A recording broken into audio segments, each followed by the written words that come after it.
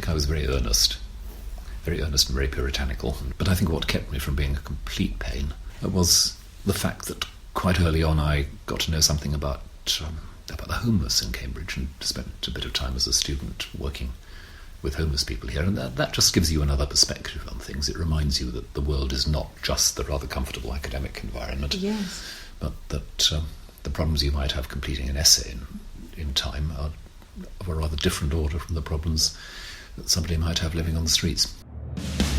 The Profile.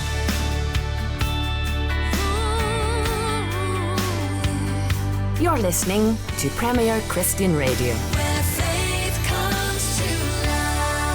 Hello and welcome to The Profile here on Premier Christian Radio with me, Sam Hales. This is the show where we delve into a well-known Christian's life, faith and testimony. And this show is brought to you in association with the UK's leading Christian magazine. That's the magazine that I edit. It's Premier Christianity magazine. This month we have spoken to 24 different Christian leaders all about what is God up to in this time that we're living through of coronavirus, lockdown, and everything else. We've asked these 24 Christian leaders what have been their lockdown highs, their lockdown lows, and what might God be saying during this season. If you want to read their answers, the only place you can find it is in the print edition of Premier Christianity magazine. And we have got a fantastic new offer for you. You can now subscribe to receive the magazine through your door each and every month for less than £5 a month. It's now only £4.95 a month to subscribe. So why not take advantage of that special offer? Just head to premierchristianity.com/subscribe.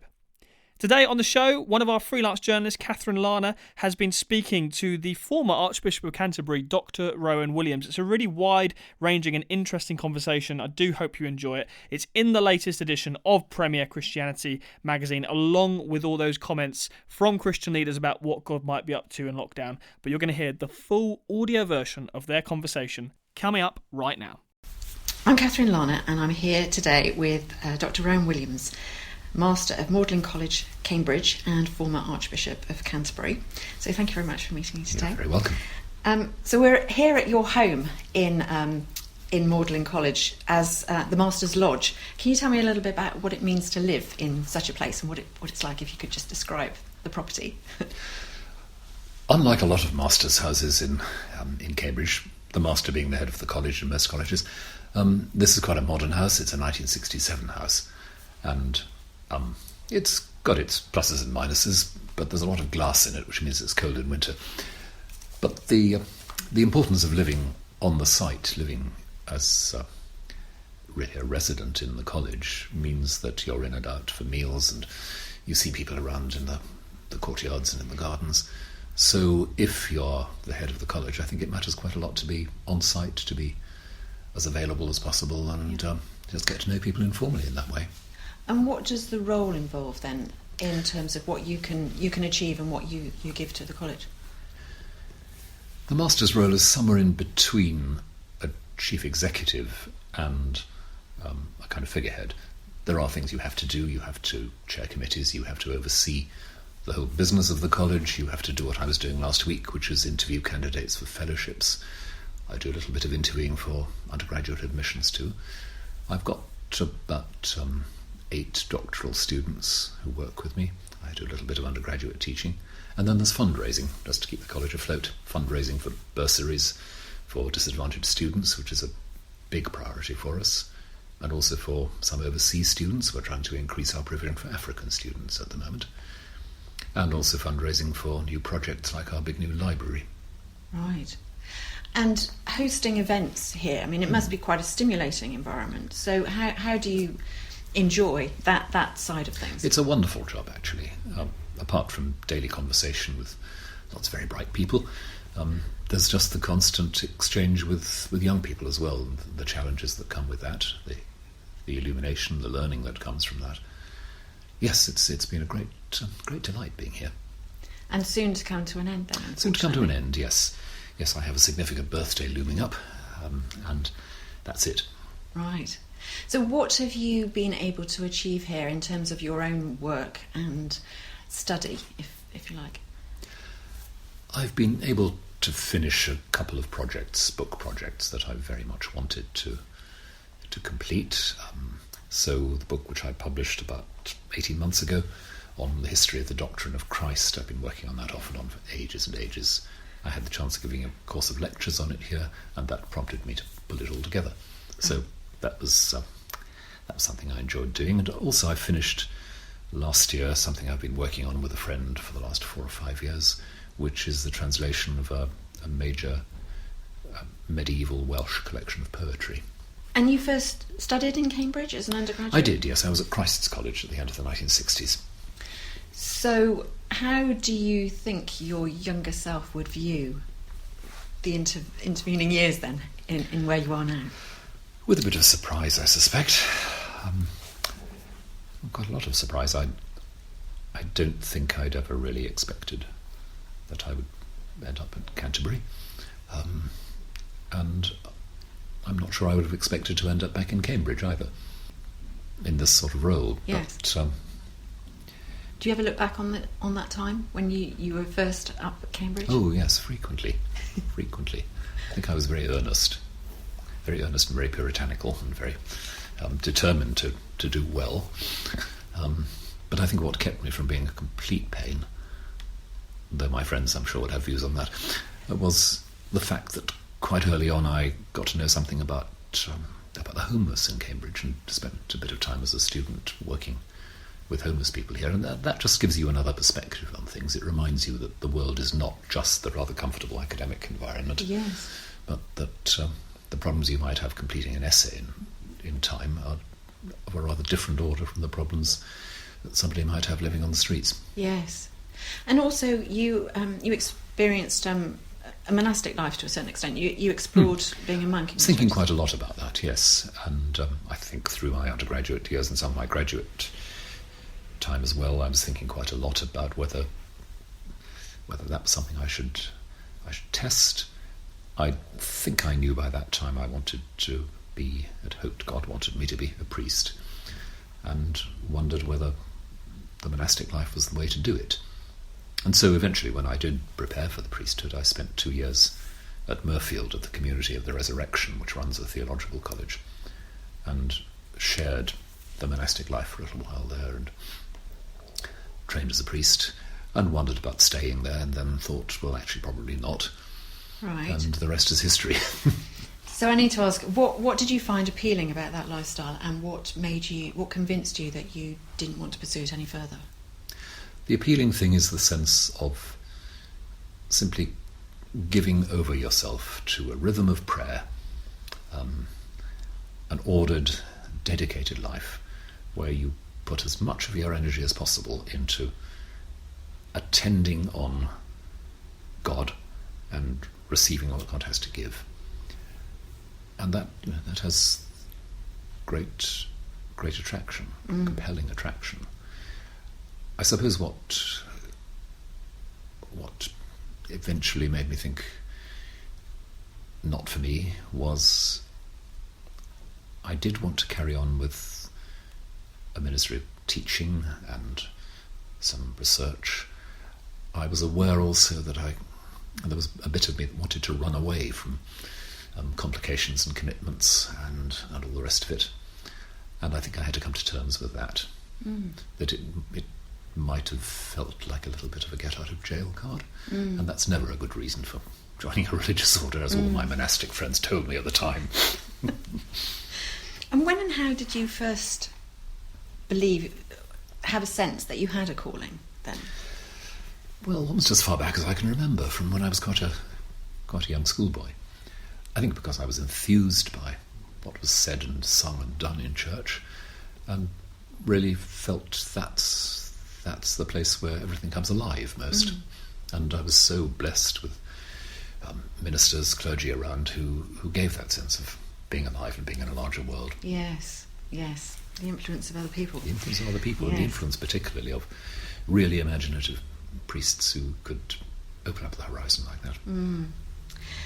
So then you moved into academia and became a professor at Oxford at a relatively young age.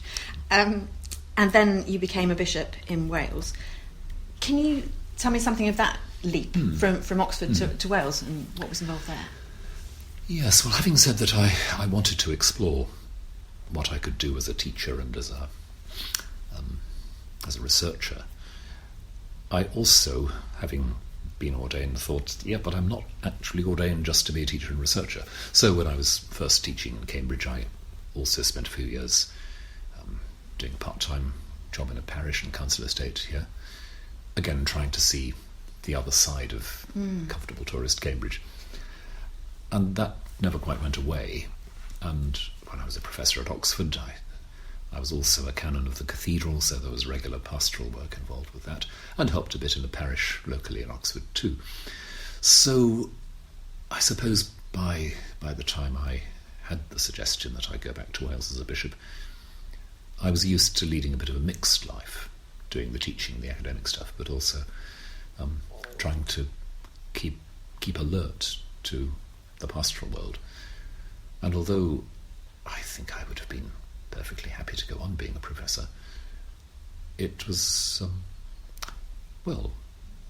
suddenly a rather welcome suggestion that maybe I could do something completely different. And going back home to Wales was a wonderful thought, very attractive indeed, because I'd never lost my roots there. And the idea that I might have the chance of working in what was quite a small diocese, in a church that was related to, but rather different from the Church of England, the Church in Wales being separated from the state and so on. That had its attractions. I just wondered what one could do with being a bishop in terms of teaching, inspiring, leading, shaping a community. So how much of a wrench was it to take on the role of Archbishop of Canterbury? It was a big wrench. I don't know that I've ever been happier than when I was a bishop in Wales. It was a wonderful time with wonderful people around whom I deeply loved. And to move from that rather intimate setting, a smallish diocese with 6 other bishops who all knew each other very well, and at that period all got on extremely well. We were, close friends. Going into the larger world and the greater exposure of Canterbury didn't feel wonderful. Right. So how do you view your time now in that role of Archbishop of Canterbury? Looking back. Very hard to say. I'm obviously not the best judge of it. There were things which I think were worth doing.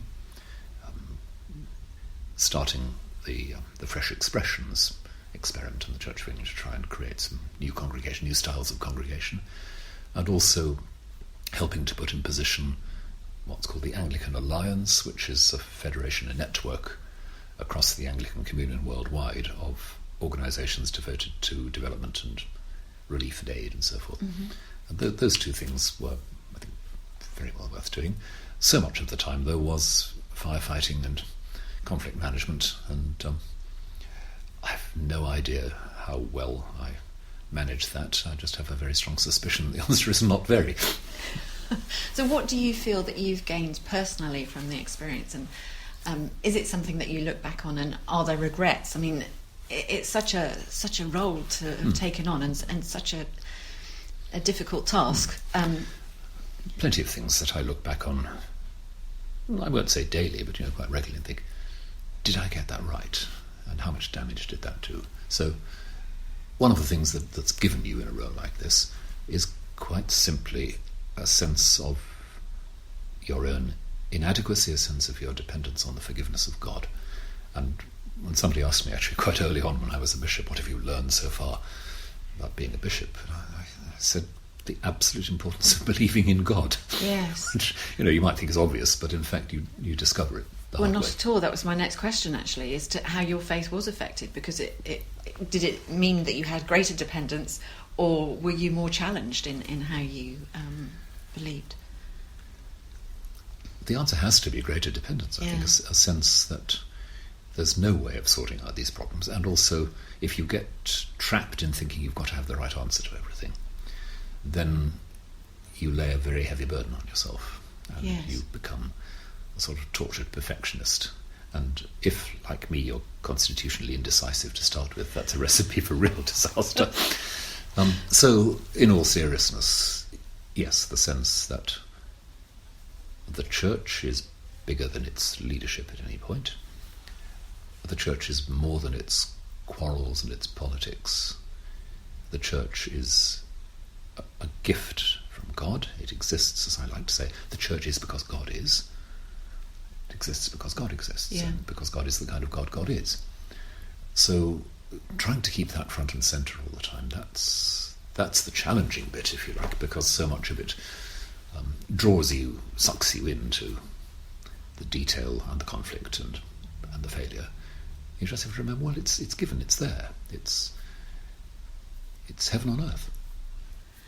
So, and I hope you don't mind me asking this, but have you had doubts? And if you have, how do you cope with them? How can we all learn from our doubts and how to cope with them?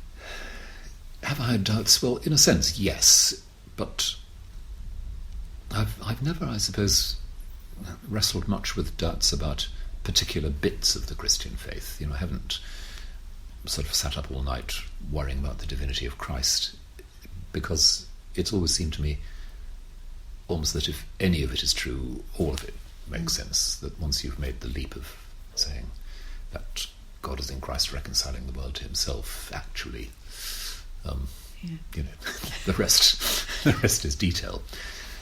The hard thing is making that leap and trusting that God is real, and the doubt, I think, is, am I deceiving myself? Or not just am I deceiving myself about God, but am I deceiving myself about myself? Yes. Have I really even begun on the Christian path? Those are the things that keep you awake, I think. And your sense of humility and fallibility in yourself and in taking on that role. I mean, I listened to a recording of Desert Islandist, I think it was, when you were talking about it very early on, and seemed to have some sort of trepidation or reservation about the role. But that... Oh, right, I was. Yes. But that sense of being aware of our inadequacies, you mention in the book that we're going to talk about a little bit, the way of St Benedict, in that we have such high expectations of our leaders, and we ought to give them the freedom and the space to admit that they can't solve all the problems. But in today's society, that's even more of a message. Where do we go from here? Because we do have such high expectations. Yes, we do. And for all that we think we're a permissive society, we're also quite an unforgiving one. We don't like people making mistakes. We corporately, media and public, we leap on mistakes. And as we all know, people are sacked for indiscreet remarks they made 10 years ago. Yeah. I don't think it's a particularly healthy environment that we're in. Any sane person takes risks, because you can't live without taking risks. You say things you're not sure of. You embark on relationships and jobs you're not sure of. You take risks, and therefore you invite failure. You learn from that failure. You grow a bit. That's human life.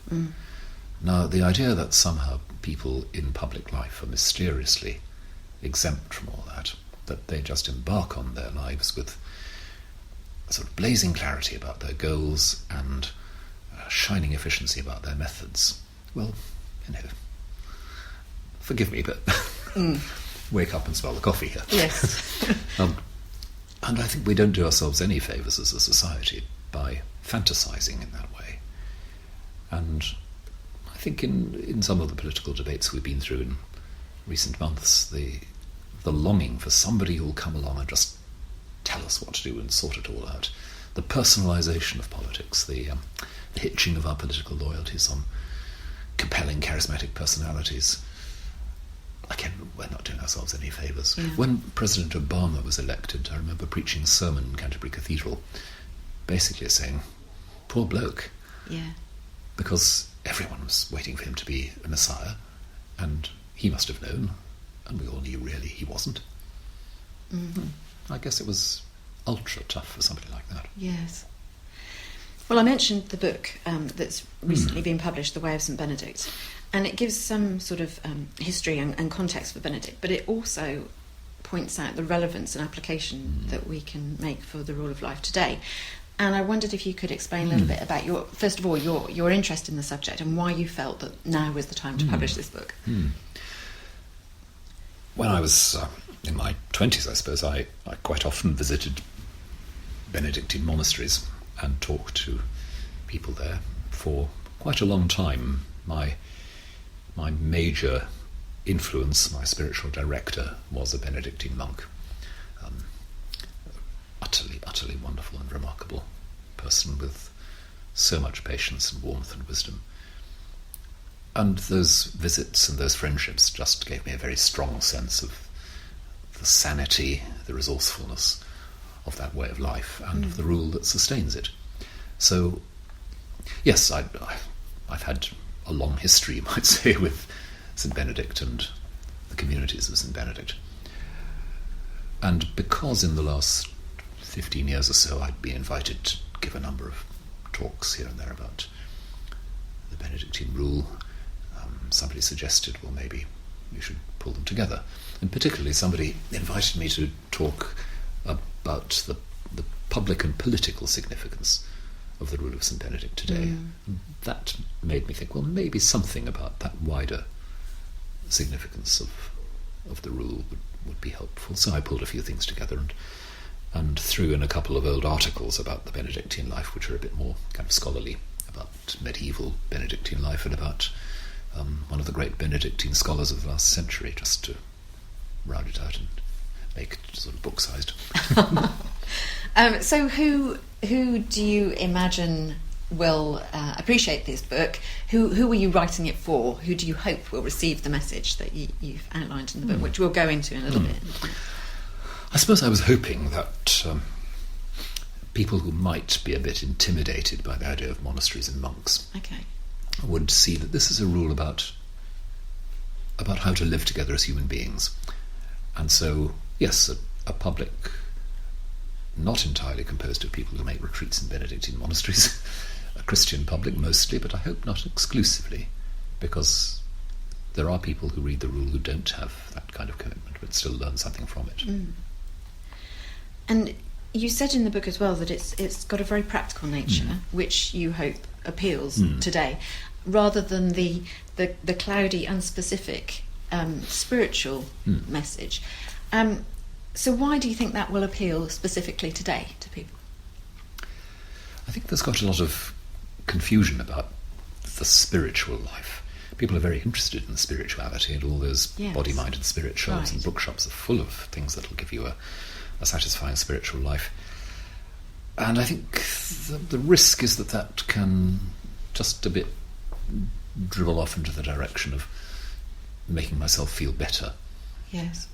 The Rule of Benedict, I think, like all authentic spiritual documents in Christianity and elsewhere, tells you, start where you are. Start with the people you're with. Take the time it needs to find the skills of listening, be ready to learn, and don't imagine, therefore, that the life of the Spirit is, to go back to a phrase I used earlier, a get-out-of-jail card, a quick exit from the complexities of ordinary life into something extraordinary. The spiritual life is ordinary. It's leading your ordinary, material, human life, managing your human relations with an awareness, an awakeness to the depth behind them. It's, you might say, it's putting a meal on the table in front of somebody with a sense of the immense significance of that act, the honour given to another human being, the creative use of the things of this world. It sounds very pretentious put like that, but it's looking into the depth of an ordinary thing, an ordinary relation. And that's what's so interesting, is that it speaks of simplicity. It's very simple things to do. Yes. It's a different mindset and belief as you're doing it. But despite that simplicity, the things that you're saying are countercultural at the moment, and the implementation of them seems that it would involve such a sea change in society today, which is quite shocking and quite worrying. So where do we go? Well, Christianity at its best has always been countercultural. It's always challenged what what seems to make obvious sense. At the moment, what our society seems to think makes sense is, bizarrely, the constant spiral of material growth, in spite of living on a limited resource, a constant marketing of one's image to others, electronically and in other ways, a constant urge to acquire security through possessions, and a spirit of hectic, feverish public debate. Now, why anybody should think any of those things are desirable in themselves is very mysterious, but if the Christian community can't stand up and say, you know something, this is mad, no, who can? So that's where the rule comes in. It's one of those Christian contributions to challenging that prevailing mindset. You're listening to The Profile here on Premier Christian Radio. This show is brought to you in association with the magazine that I edit. It's Premier Christianity Magazine, the UK's leading Christian mag. If you would like to have a look at our latest issue, we've got a special offer on. You can now subscribe to the magazine. That means you get interviews like this each and every month. You get news, analysis, testimonies, all the good that God is doing in the UK church, and loads more. Get it through your letterbox each and every month for only £4.95. That £4.95 not only gets you the print magazine, but you get full online access as well. So why not take advantage of our special offer? Just head to premierchristianity.com/subscribe. We'll be hearing the rest of this interview between Catherine Larner and Dr. Rowan Williams right after this. Premier Christianity Magazine. Are you fed up with fake news or bored of bad stories? We think it's time for something different. I'm Sam Hales, editor of Premier Christianity Magazine. Every month, our team publishes stories of lives transformed, testimonies, miracles, healings, and loads more good news. We're here to encourage you, excite you, and keep you up to date with all that God is doing through His church. That's why we're proud to bring you a magazine that's different. For your free copy, visit premierchristianity.com/free sample. And so there are various different things that, as I say, are sort of countercultural, as we've just mentioned. So, you know, it's the stability rather than flitting around everywhere, and investing in your community and your sense of place. But it's also that investment of time, I suppose, what you were saying earlier, and being more mindful of each act and the gesture towards each other. And anybody reading the book will be encouraged to do that. But how do we influence our community as we try to put this into practice, to make it a wider impact, if you like? I wish I had a simple answer to that. I don't. We do what we can, I think, is the answer. And in some ways, trying to solve this in one big go is to buy into just that rather impatient and unreal spirit that we want to push back at. So I'd like to see people getting together to monitor their daily lives a bit and think about their daily lives in the light of the rule. People in parishes, people in other networks who can simply perhaps commit to meeting from time to time and say, how does this measure up against? How does the way I'm living measure So up accountability is accountability, key, yes, which is a really key thing in the rule. And it's not just in that context, it's not just accountability to one another, it's finally accountability to God for, as St Benedict puts it, for the tools he's put into our hands. And as the book indicates, I'm very struck by that image of the tools of good works that Benedict comes up with, the idea that we're given a set of tools, of simple resources to make things of our environment, and we have to be careful and loving and patient and responsible about how we use them.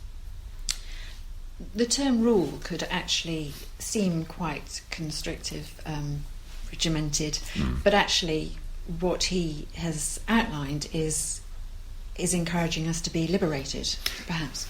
Very much so, yes. Yes, we think of rules, as you indicate, as something that somebody else is imposing on us, and we grumble and wriggle about it. But the rule is, well, its origins, I suppose, as a word, lie in a Greek word which really means a standard or a measurement. Here's something to measure your behaviour against. Here's something to, something you can use as a touchstone. Yeah. Is this honest? Is this accountable? Is this godly? And that, I think, is how you can see this. It's a standard, a resource, something you can use to test yourself. But in fact, if you look at the rule, yes, of course, it gives you regulations for how to organise the way you sing the psalms in church, which is probably quite a good idea, because you can't have 20-odd people with different ways of singing the psalms together. So there's that practical side of it. And then a lot of it is about the discretion that authorities need in that context to make the best of everybody's gifts and everybody's perspective. So the abbot, the head of the monastery, is supposed to be somebody who will have a clear sense of what each person's good at and be able to work with the grain of that. And also he's encouraged to listen even to the younger members of the community, because they'll have things to say that will be surprising. And those things I keep coming back to in the rule is very important, that the sense that obedience to the rule is not just a kind of one-way traffic of lots of docile monks doing exactly what they're told. There's an obedience which is the sheer attention and care we give to each other. If I obey not just the abbot or the rule, but obey my brother or sister, what I'm doing is listening to them, paying attention to them, trying to respond to what they really need. And that's very near the heart of it. You mentioned that it's not just self and it's not just our local communities, but the rule can speak also to the current situation in Europe, which is quite a big deal.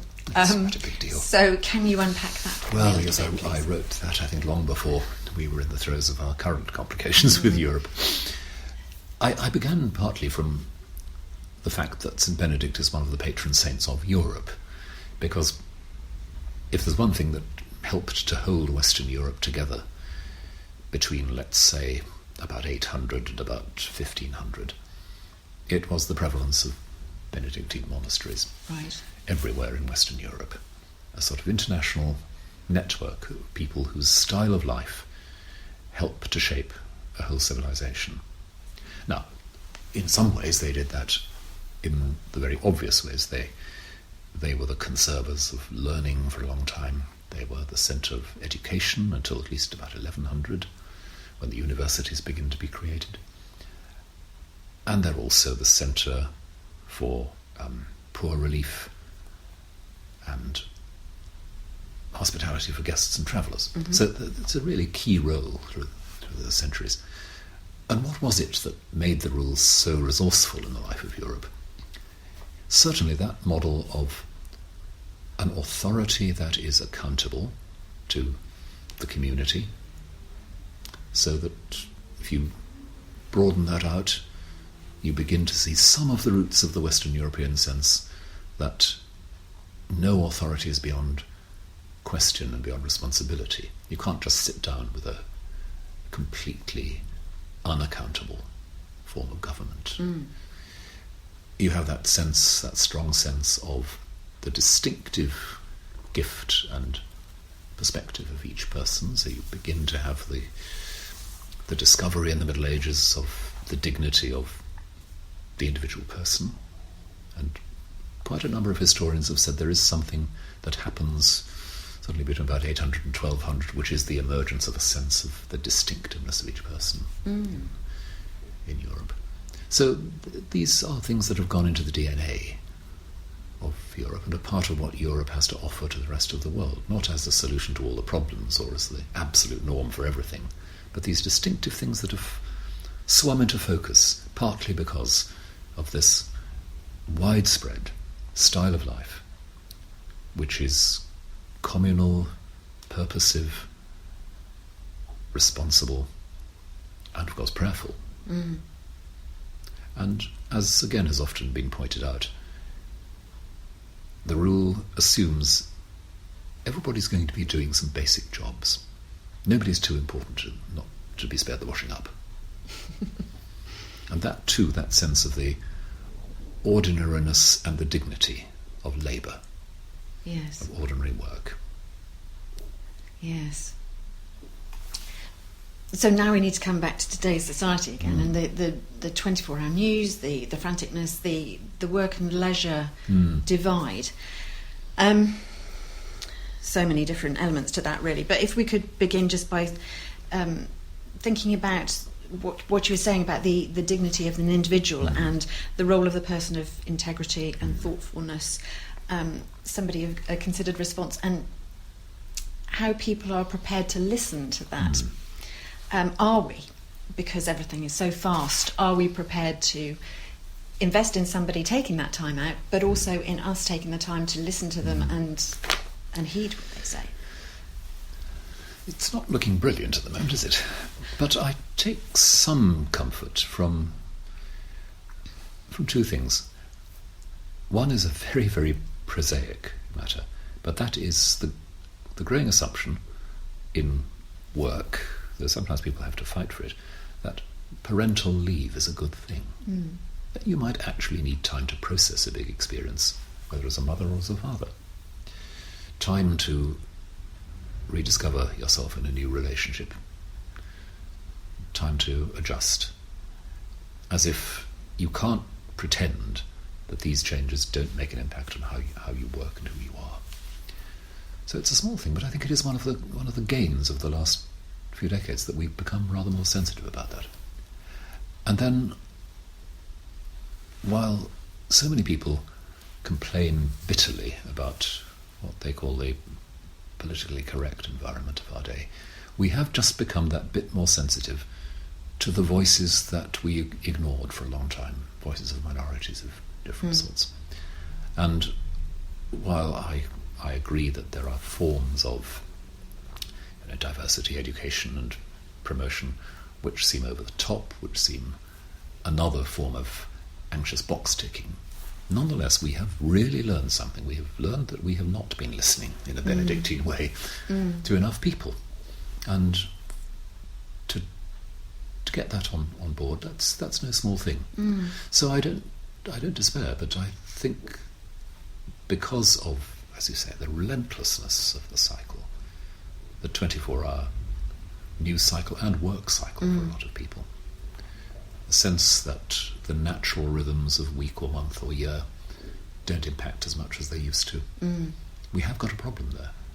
And one of the things which we will have to look at as technology does more and more is, of course, how we reinstitute leisure, how we rethink the pattern of the working week, for example, how we cope with the fact that a lot of people will never again have the kind of basic manual jobs that they had, what that means. And from your own perspective as well, you're held in high regard and appreciated for your learning and your experience, and yet you too have experienced criticism for various things, and also for making your message perhaps not being so easy to understand for the common person, if you like. So how do you match the thoughtfulness, the providing intelligent and informed comment, and matching that against making it available for the mass reader, the mass audience? Should there be a compromise or not? Do we need to put wisdom and in a separate area, if you see what I mean? Yes, I think so. It's a difficult question, isn't it? And I know I've often been criticised for being too complicated in things I've written or said. I understand your approach.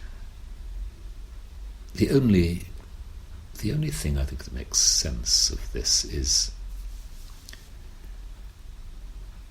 it's no good whether you're speaking simply or speaking complicatedly just to speak. You have to earn the right to be heard. You only earn the right to be heard by, in some way, being alongside people and showing that you've got a commitment to them. And that's not easily done in the public sphere or in the public eye. And I guess that's why it's always been important to me to try to stay in touch with with local Christian communities, with local parishes. When I was Archbishop, trying to be as often as I could, simply visiting parishes in Kent, and trying to get a sense of what it was really like on the ground. And it's only then that people really do listen to anything you say, whether it's simple or complicated. Yes. And there are some things that just do take time to understand, I suppose. And something I've often said about being Archbishop, in a role like that, you're always talking to everybody. So an academic lecture given to one audience is picked up by some news outlet who said there's a lot of incomprehensible rubbish. Who's going to make sense of that? And you want to say, well, actually I wasn't thinking of you. Yes. But that sounds patronising, and so you have to avoid that too. It's you're not going to win this. Yes. And also we do, as we've already said, we need individuals to take time out and to study and to do things that perhaps other people can't, so that we're filtering. It's a community again. We need different thing tasks. With people with different skills, different ways of learning and ways of speaking. And that's all right. I think the real disaster is if we think that there is just one simple way of saying things, and if only everybody could sign up to that, we'd all be a lot happier, because it ought to be simple. And it just isn't. People differ, people learn at different rates, people are fascinated by different things, drawn into different things, and they need a bit of space for that. Yes, space. So you're a deep thinker. You can speak and read many languages, I understand. Well, read a few. Okay. Speak fewer. All right, but more than most. And you write and publish poetry. I'm listing these things, but I'm sure there's loads of other things that I don't know about. But you also comment on Russian literature. You're so educated on so many different levels. How do you divide your time, as Benedict has suggested, into this rhythm of work and leisure, prayer and study, thinking, imagination? How does your rhythm work? Well, it doesn't work as neatly and satisfactorily as that suggests by a long chalk. But there are things that need to be, I suppose, set fairly clearly in the diary. The need to, well, quite simply to say the daily offices of the church, to do the morning and evening prayer. The need for me every morning to have as much of a period of silence as I can before the day begins. The need to build in time that isn't professional and goal-oriented. The need to go to the theatre with my wife and children from time to time, or whatever it may be. Yes. And it's quite hard to formalise this, but I find the round of a day in college, which will probably have some meetings or student supervisions most mornings, but to go and have lunch with my colleagues and just relax and converse for half an hour. That's important. And I think this community of the college is quite a good environment for that. Interestingly, we were originally a Benedictine monastery in the Middle Ages. Oh, really? And I like to think a little bit of the ghost still hangs around. Yes. Because in a smallish college like this, it is possible to know your colleagues reasonably well, and therefore to have conversations across all sorts of different fields, and to feel that there's a bit of time and space to grow. So, yes, that's part of it. I'm fortunate enough to be in an environment that has a bit of a rhythm of life to it. We have a college chapel, which I go to every morning, and yes. So we're talking about living in community and that rhythm of life and an individual faith. So what about the place of the church in society, and certainly in Britain today? Where should its role be different because of the way society has changed and the multicultural, multi-faith? Should the Church of England still have the position that it is? I mean, you said about the Church of Wales and the difference there. Where does the Church look for the future? It's a big question, but I'm not one of those who thinks that there's a neat strategy that will take us forward and guarantee something we could call success. I think, in spite of everything, the Church in general, and the Church of England in particular, still offers to a lot of people in society the opportunity of sensing another frame of reference, another world, otherwise known as the kingdom of heaven. Jesus doesn't talk about the church in the Gospels. He does talk a lot about the kingdom of heaven. And the kingdom of heaven, it seems, is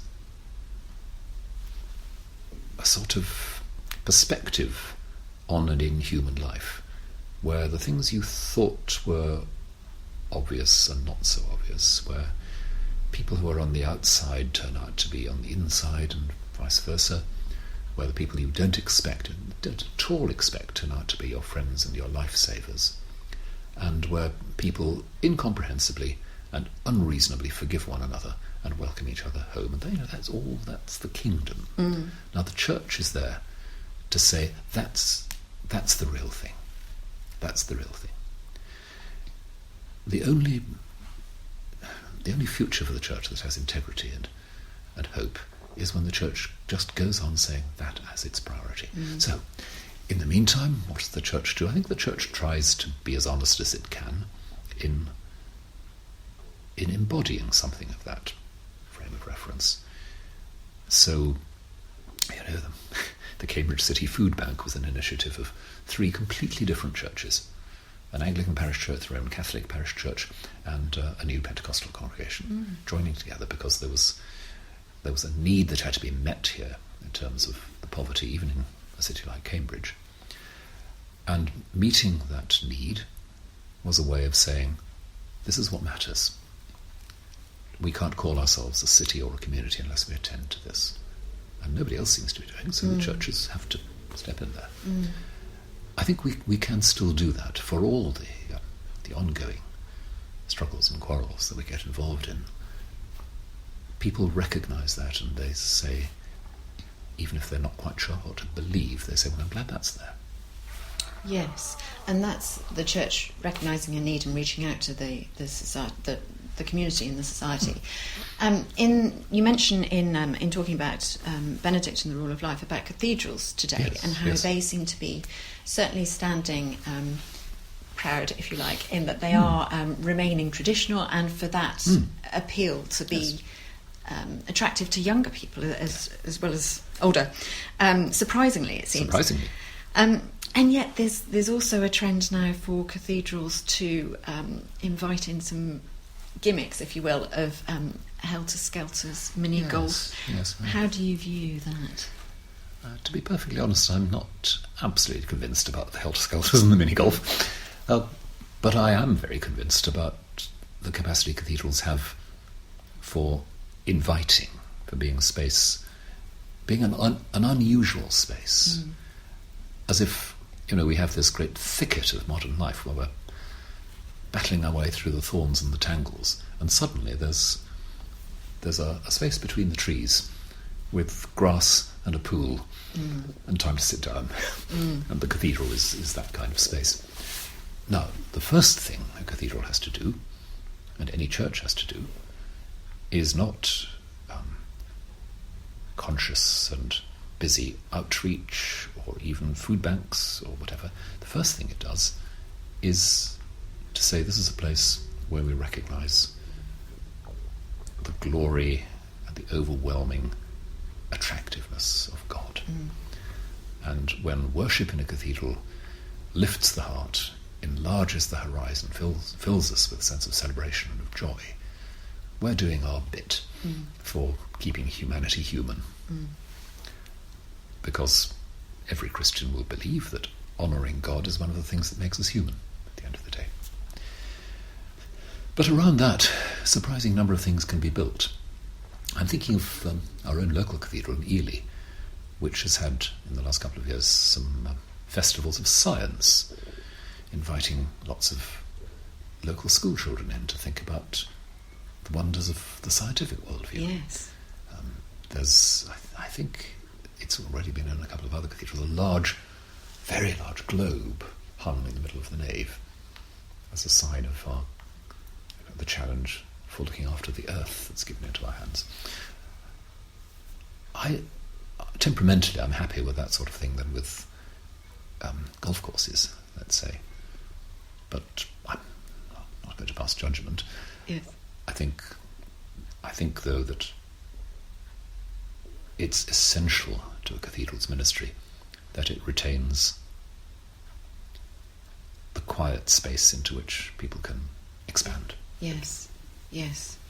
And if you just fill it up too busily, then you're destroying that, and that It becomes just like anywhere else. That's Yes. You're coming to an end of your period here. Do you know what happens next? Not absolutely sure, but we're hoping to move back to Wales. Right. And we'll see what happens then. My wife will continue some of her work as a teacher and lecturer in theology, which is mostly London-based, so we won't be too far out in the wilds. But essentially, I'm just waiting to see what lies ahead. I'm not trying to fill the diary Yes. for the next 10 years, and hoping there may be an opportunity to loosen up and unclutter slightly. Yes. I can dream. Do you have any more projects, writing projects? One or two things I'd like to finish, but again, I'm not being too Yes. prescriptive about that at the Very moment. good.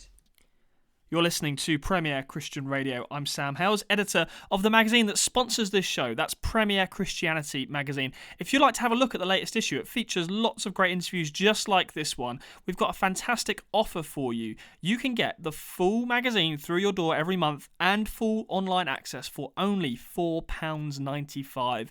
It's a fantastic offer. Why not head to premierchristianity.com/subscribe and you can take us up on it. If you're a fan of the Profile podcast or the Profile radio show, you're sure to love the magazine as well. So do check it out, premierchristianity.com/subscribe. That is all we've got time for this week. I do hope you're keeping well in these strange times that we're living in. We'll be here week in, week out with new interviews. The one that you just heard, I should say, was recorded before the lockdown took place, but we've got more interviews coming up, and we will be talking to Christians who have views and opinions and analysis on exactly how the UK church, and actually the global church as well, should respond to coronavirus. So do stay tuned to the Profile podcast for loads more great interviews coming your way very soon. We'll see you next time.